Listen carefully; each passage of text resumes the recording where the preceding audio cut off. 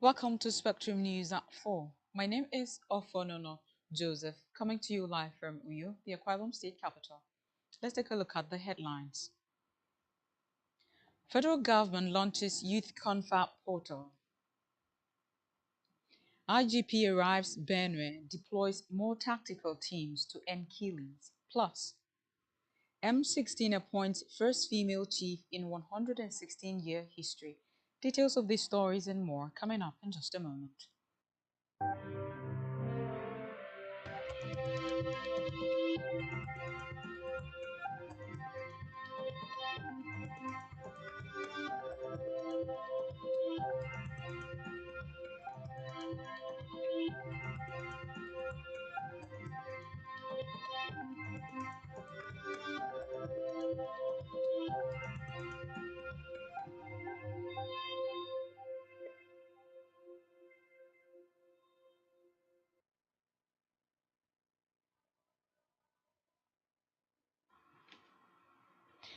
Many thanks for joining us on the news at this hour. We begin the news this afternoon from the national scene where the Nigerian government has launched the official digital portal for the forthcoming Nigeria Youth Conference, also known as the National Youth Confab. The government had said that the Youth Confab is aimed at engaging young Nigerians in policy discussions and national development. The launching was announced on Monday by Minister of Youth Development Ayode Olawande. Olawande said the confab will be inclusive, non-partisan, and youth-led. According to the minister, the theme of the confab is Next Gen Nigeria, crafting solutions, owning the future. He said the portal would enable delegates to register, contribute, and get real-time updates throughout the time of the confab. To the Green Chambers, where the House of Representatives Committee on Constitution Review will today convene a high-level legislative dialogue on national security architecture in collaboration with the Office of the National Security Advisor, ONSA, themed Nigeria's Peace and Security. The constitutional imperatives, the House spokesman Akin Rotimi said, the event is expected to bring together Nigeria's top security brass, including National Security Advisor Nuhu Ribadu, Chief of Defense Staff General Christopher Musa, Inspector General of Police Kayode Egbetokun, among others. He stated that the dialogue is part of the House's strategic efforts to address Nigeria's complex security challenges through constitutional reform, particularly through legislative instruments such as HB 617, a bill proposing the establishment of state police and a restructuring of the country's law enforcement framework.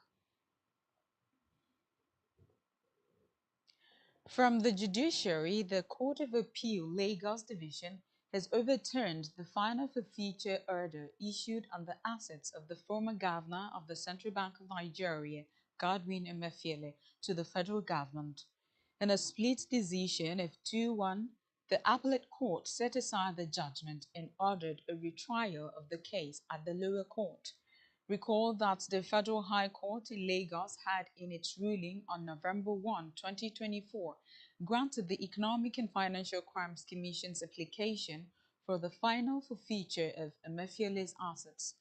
The forfeited assets included two fully detached duplexes located in Lekki Phase 1, Lagos, and undeveloped land measuring 1,919.5 square meters at Ikoyi, a bungalow and a four-bedroom duplex also at Ikoyi, Lagos.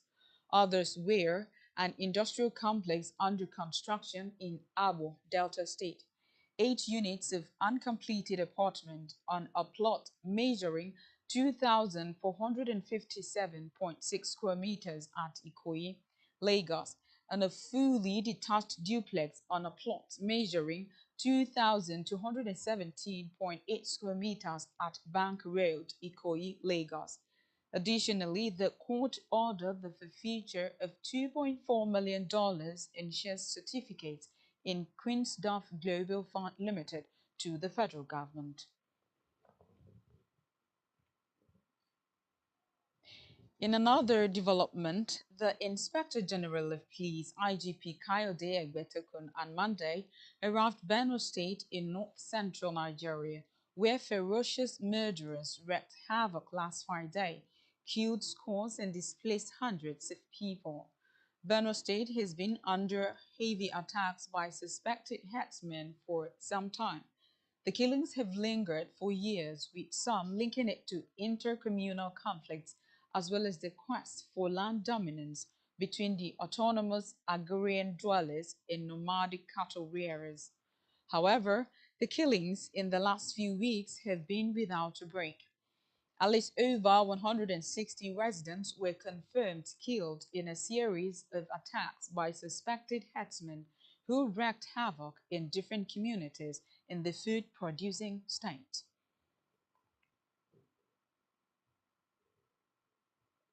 Talking education now, the National Business and Technical Education Board, NAPTEP, has announced plans to embrace computer-based tests (CBT) and subsequent technical and vocational education and training (TVET) common entrance examination and other examinations of the board. NAPTEP's registrar Mohammed Aminu made this known during the monitoring of TVET's common entrance examination into the federal technical colleges in Edo State. Represented by the Director, Quality Assurance Department, Osebovo Pius, he explained that the board is putting in place infrastructure that would enable it to conduct CBT examinations in subsequent times. Moving now to Africa, where South African President Cyril Ramaphosa has arrived in Calgary for the Group of Seven summit. The G7 meeting is taking place this week at Kananaskis in the Canadian Rockies, with leaders of the biggest economies arriving today. The summit is overshadowed by an escalating conflict between Israel and Iran and US President Donald Trump's unresolved trade war with allies and rivals alike. Reports say the war in Ukraine will also be on the agenda. On the foreign scene, US President Donald Trump has ordered an expansion of the detention and deportation of migrants across the country as protests against his policies continues. In a post, Trump called on federal agencies to do all in their power to deliver the single largest mass deportation program in history, naming Los Angeles, Chicago, and New York as specific targets. Trump has faced legal challenges and criticism for his response to the protest, particularly his deployment of the military to quell the demonstrations.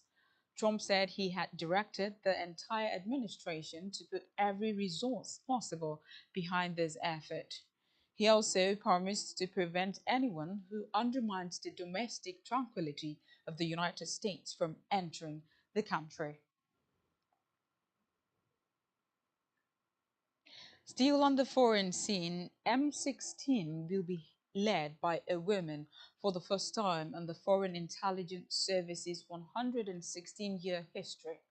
Blaise Matriwali, who joined the Secret Intelligence Service in 1999, will become the 18th chief of the organization and take over from Sir Richard Moore later this year. She is currently responsible for technology and innovation at the service and said she was proud and honored to have been asked to lead. Meanwhile, Prime Minister Keir Starmer called the appointment historic, adding that it comes at a time when the work of UK intelligence services has never been more vital.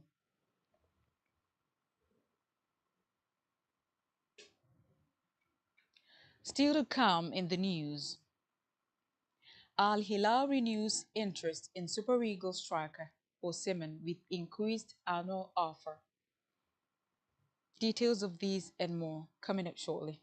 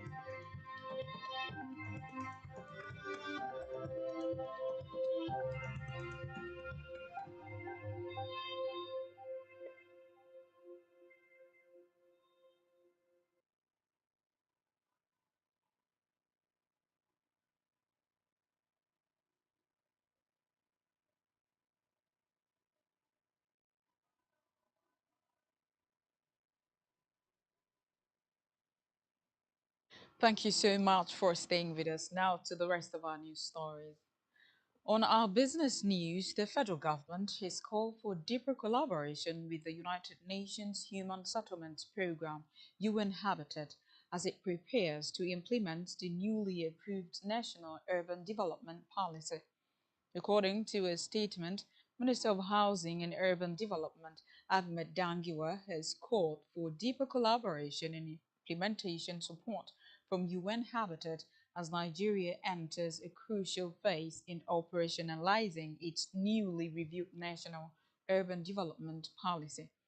Dangi will lauded the agency for its technical support in the review process of the policy and appeal for sustained partnership as Nigeria transitions from policy formulation to implementation.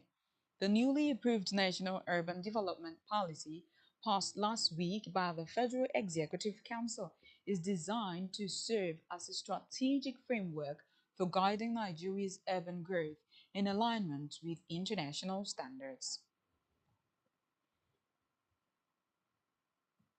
Still in business, Dangote Petroleum Refinery has announced the free distribution of petrol and diesel to marketers, dealers, and other large users across the country.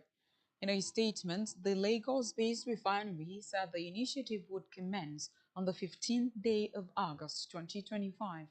The refinery also said it has procured 4,000 brand new compressed natural gas (CNG) powered tankers for takeoff of the initiative, adding that it is also invested in compressed natural gas (CNG) stations, commonly referred to as daughter booster stations, supported by a fleet of over 100 CNG tankers across the country to ensure seamless product distribution. Meanwhile, the strategic program is part of Dangote Refinery's broader commitment to eliminating logistics costs, enhancing energy efficiency, promoting sustainability, and supporting Nigeria's economic development.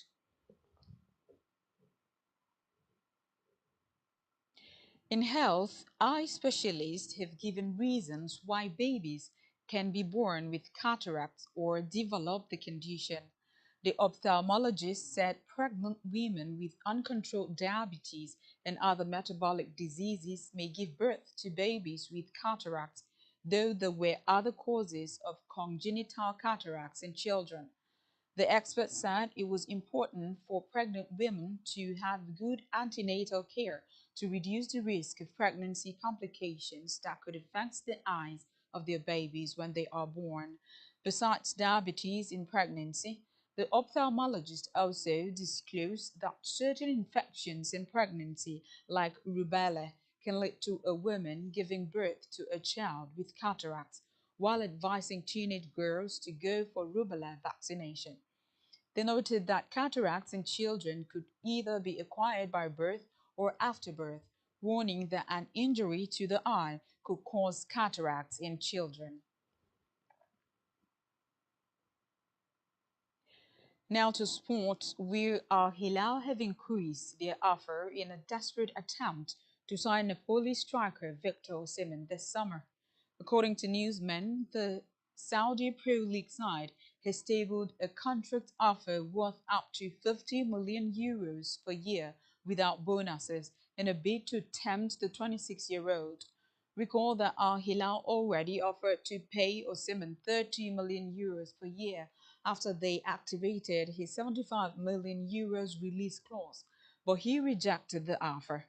Meanwhile, reports say their interest in the Super Eagles striker remains strong and that they will do whatever it takes to sign him. Still in sports, at least four teams have qualified for the quarterfinals of the ongoing European Under 21 Championship in Slovakia. This follows the conclusion of Sunday's Euro Under 21 group stage fixtures. Germany and Denmark became the latest countries to advance to the last eight stage after recording victories against Czechia and Netherlands, respectively. Germany defeated Czechia 4-2, while Denmark won 2-1 against the Netherlands. The remaining four teams to join Germany, Denmark, Spain, and Italy in the last eight will be confirmed after the conclusion of the final group stage fixtures on Wednesday. The quarterfinal stage will take place on 21 and 22 of June, and only four teams will advance to the semifinals. On our entertainment news, Nigerian singer and technical advisor to the governor of Benue State on entertainment and community outreach, Innocent Idibia, popularly known as Two-Face, has described the ongoing killings in parts of the state as a national emergency. Idibia expressed deep sorrow over the persistent violence, lamenting that the attacks continue to recur without any lasting solution from authorities. In a video broadcast, the legendary musician called on all Benue stakeholders to rise above politics and personal interest and work together to end the crisis.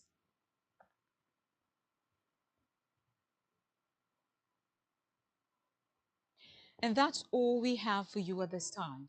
Do ensure to follow us on social media and subscribe to our YouTube channel, all of which you can find on our website spectrumtvlive.ng. You have been watching Spectrum News at 4. I am Ofonono Joseph. Enjoy the rest of your day.